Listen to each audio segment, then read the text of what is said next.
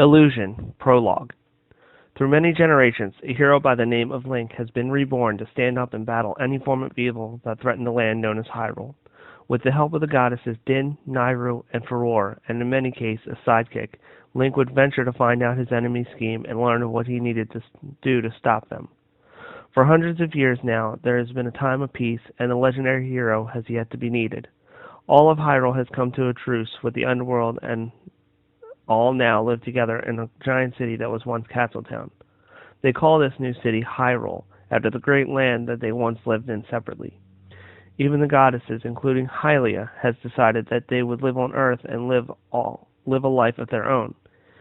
They have all agreed that they would conceal themselves in a human form.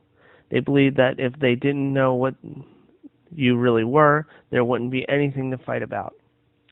Everything seemed to be perfect.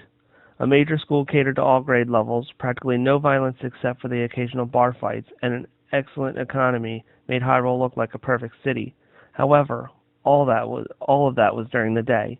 At night, Hyrule was entirely different. Violence could be seen on the side streets. There was never a morning you wouldn't hear of murder or vandalism on the news. Even though all that happened at night, magic was used to clean up any remnant of trouble. In the middle of the city sits the greatest evil to hit Hyrule. Palmer Industries, owned by Clark Palmer, owns just about everything, from the hospitals to Hyrule Academy. You can't go anywhere without seeing his name. He pretty much ran the city. Palmer Industries is the tallest building in the city, purposefully built that tall so Clark would be able to watch the whole city right from his office. From Zora Bay in the south to the Forest of Lost Souls to the north, he could see everything.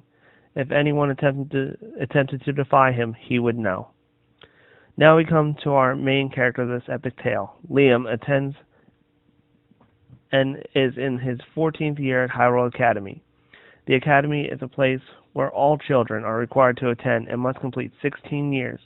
The first 12 years contain your basic classes such as reading and writing, math, and science. Years 13 through 16 have a higher math and science as well as history and legends and sword fighting. Liam isn't really the brightest, but he gets by. He has two friends, Jacob and Nikki. As we all know, all schools have that one bully that pretty much everyone fears and allows them to run the place. After his normal day of classes, he headed home without delay. It was getting close to the winter season, and he looked forward to coming home to a nice tall mug of hot chocolate made from fresh Lon Lon Ranch milk. He was so excited that he didn't even bother to hang out with his friends after school. He may be closer to 20, but he couldn't pass up anything sweet made by his mother. What Liam didn't realize is that he was about to come across his destiny, and his whole world is going to be turned upside down. He was just about halfway home when he heard what he could clearly tell was a scuffle coming from an alley he passed. He kept telling himself not to worry and to keep on walking. He wasn't usually the nosy type, but something deep inside told him to look anyways. Not wanting to be seen, he got as close to the wall as possible and peeked his head around the corner just enough that he wouldn't be seen. What he saw shocked him so much that he almost fell over. At first he saw two men, one really overly buff and the other a bit scrawny, fighting.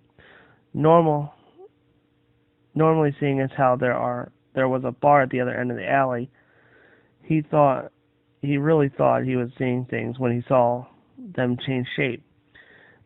The really buff person looked like a pig, and the scrawny one looked to be a skeleton. He would normally pass that off as him not getting enough sleep, but this was the first time it happened that day. He was going to creep away when the strap of his school bag broke and made a loud crash when it hit the ground. The two men stopped and looked over Liam's way and saw him. He was too busy picking up his stuff to notice the two exchanging words. He left a few papers but didn't care. He'd rather lose his homework than his life. He turned and ran as fast as he could. Both men were chasing him for quite some time. Between the fears of being killed by whatever they were and the fact that there may be a whole other world around him, he just wouldn't stop running. He eventually looked back as he crossed a bridge and noticed they had stopped chasing him. He didn't try to think why, he just kept on running.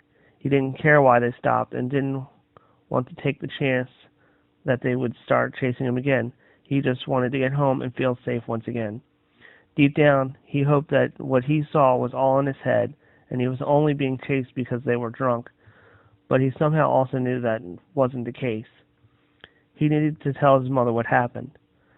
She knows she wouldn't know any. He knows she wouldn't know anything, but he had to tell someone close to him.